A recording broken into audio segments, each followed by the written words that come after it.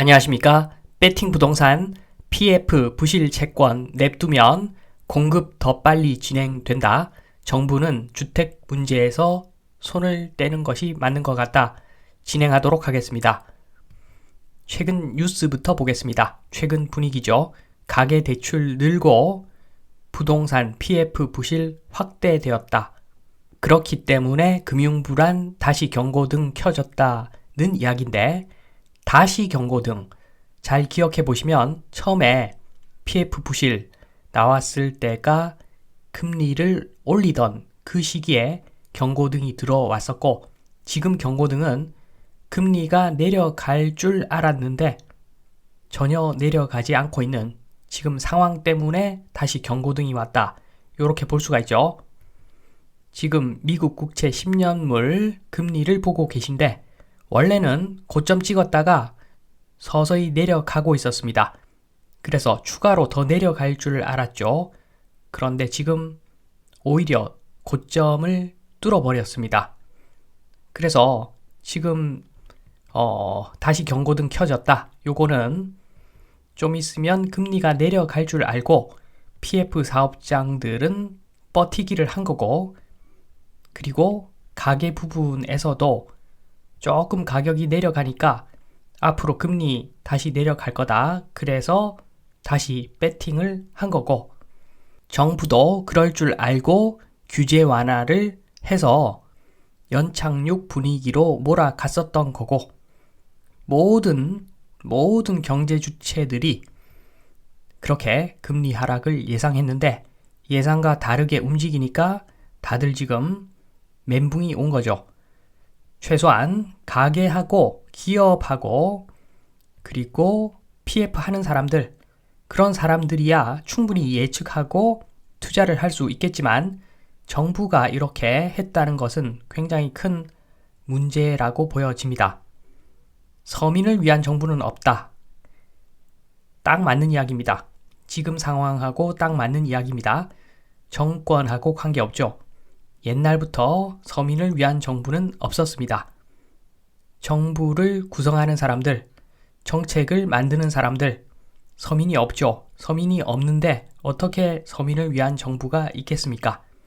후방에는 귀족이 있는 거죠. 건설사, 은행. 그리고 전방에는 총알바지가 있습니다. 서민이죠. 특례 보금자리 받아서 형편이 안 되는데, 소득이 많지 않은데 특례 보금자리 받아서 분양받은 사람들, 지금 굉장히 힘들 수가 있겠죠. 금리가 내려가지 않으니까. 서민을 위한 정부는 없다고 했는데 정부가 한 행동은 부실의 분산이었습니다. PF 덩어리가 크죠. 그래서 요게 한번 터져버리면 파급 효과가 크니까, 그러면은 전국이 혼란스러워진다. 그러면 우리들 인기도 떨어진다. 그렇기 때문에 부실의 분산을 추구한 거죠. 뿜빠이를 한 겁니다. 한마디로. PF 덩어리, 저거를 시행사, 은행 요런 데서 안고 가는 것이 아니라 최대한 뿜빠이를 해가지고 서민들한테 짐을 옮겨 실었다고 볼 수가 있는 거죠. 정부가 그렇게 한 의도도 알 것 같기는 합니다. 보시면은 뿜빠이를 해서 몇 명은 망할 겁니다. 망하는 사람 있고 몇 명은 실제로 죽을 사람도 있겠죠. 자본주의에서 돈은 생명인데, 돈이 금전적으로 크게 손실을 본 사람들 한강 가기도 하죠. 실제로 몇 명 죽어도 크게 티가 안 납니다. 많은 사람들은 버티니까.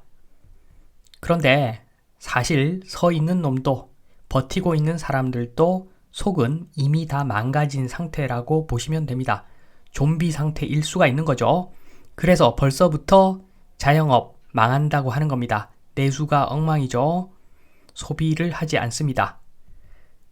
또 다른 뉴스, 대학 상권 침체 공실 늘어가 라는 제목인데, 분석 내용을 보면은 대학생들이 익숙해진 비대면 거래를 비롯한 온라인 물품 구매가 이어지면서 대학 상권 침체가 가속화되고 있다. 뭐 이런 이야기인데 전혀 사실과 맞지 않죠. 대학생들은 옛날부터 비대면 거래에 익숙했었습니다. 차이가 있다면 지금은 경제 상황이 정말 안 좋기 때문에 부모들이 지갑을 닫았다. 제일 마지막에 닫는 것이 자식들을 위한 돈인데 자식들 용돈, 그게 제일 마지막에 닫는 건데 그걸 닫았다고 보시면 됩니다. 상황이 안 좋죠. 전 국민적인 영끌이 이러한 결과를 만들었을 확률이 높습니다.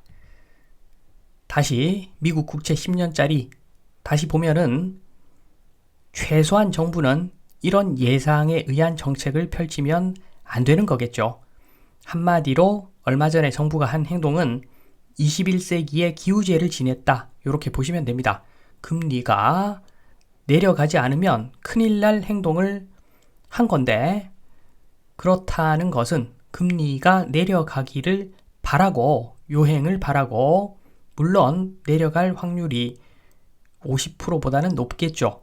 그렇다고 하더라도 정부는 최악을 준비하면서 최악의 사태를 대비하면서 정책을 펼쳐야 되는데 거의 21세기 기우제 지낸 모양밖에 안 됩니다. 또는 서민들한테 부실 자산을 떠넘긴 것밖에 안 된다고 보시면 됩니다. 가장 소외받은 자산 가격 상승에서 가장 소외받은 제일 마지막 막차 타는 사람들, 그 사람들에게 부실 자산을 분산시키면 되겠습니까? 요거는 정말 하면 안 되는 행동을 했다고 봅니다. 그러면 정부는 어떻게 해야 되는가? 당연하죠. 당연한 겁니다. 정리할 놈은 정리를 해야 됩니다. 그러면 정리하지 않아야 될 놈이 있다는 이야기인데 정리하지 않아야 될 놈은 뻔하죠. 미래를 먹여 살릴 기업에 대한 대출금 이런 거는 최대한 지원해주고 보증을 해줘야 됩니다. 그런데 지금 들리는 이야기는 PF 사업장에 대한 지원과 보증을 한답니다. 대표적인 일회성 투자 PF 사업장이죠. 요게 미래를 책임질 수가 없습니다. 양질의 일자리를 만들어낼 수가 없습니다. 투기한 사람들만 큰 돈을 버는 게 일회성 투자 PF 사업장인데 이거를 왜 정부가 도와줍니까? 그냥 최저가 인수 시스템으로 가면 됩니다. 간단합니다. 정부가 절대 PF 사업장은 도와주지 않겠다. 어떤 일이 있어도 이렇게 선언을 하면은 최저가 인수 시장이 펼쳐집니다. 국가 또는 민간에서 최저가로 인수하면 되는 거죠. 그러면 공급 부족 문제 발생하지 않나? 이런 질문 던지실 분이 있겠지만 결론적으로 그렇지 않습니다. 요게 마지막 결론인데 보시면은 PF 사업장, 지금 문제가 되는 PF 사업장 희망가가 1,000억이라고 합니다. 매수할 때 700억 썼고 이자까지 생각하니까 1,000억 받고 싶다 라고 합니다. 그런데 지금 건축비 200억 드리고 나면은 원가가 1,200억인데 분양 가능한 금액은 700억 정도, 요 정도 수준입니다. 그러니까 사실 망해야 정상이죠. 아무도 희망가 1,000억에 살 사람이 없습니다. 그러면 망해야 정상인데 왜 버팅기는가? 정부를 믿는 거죠. 정부가 도와줄 거다. 정부는 언제나 그렇듯이 토건적 편이다. 이렇게 생각하고 버팅기는 겁니다. 답도 없는데. 그렇기 때문에 정부는 PF 사업장 우리는 한 푼도 도와주지 않는다. 선언을 해버리면 PF 사업장 경매로 가겠죠. 경매로 가든가 협의해서 매각을 하겠죠. 그러면 실제 가격대로 돈을 받을 수밖에 없습니다. 아마도 한 300억 정도의 인수를 할 것 같습니다. 그러면 건축비 200억, 원가 500억이니까 추가로 발생하는 금융비용 그리고 적정 이윤 생각하면은 분양 금액 700억 그 정도면은 사업이 되겠죠.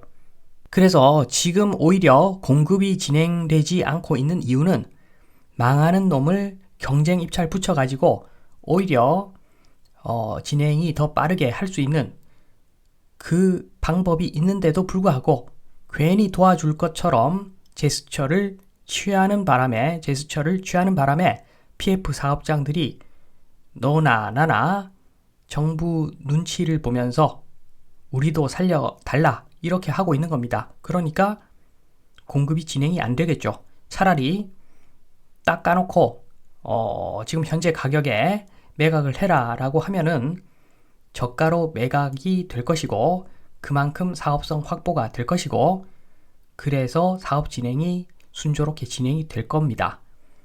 공급이라고 하는 것은 분양가도 중요하지만 원가도 중요한 겁니다. 땅값이 내려갔는데 이미 내려간 가격에 땅값을 받고 물건을 팔면은 공급이 진행이 되겠죠.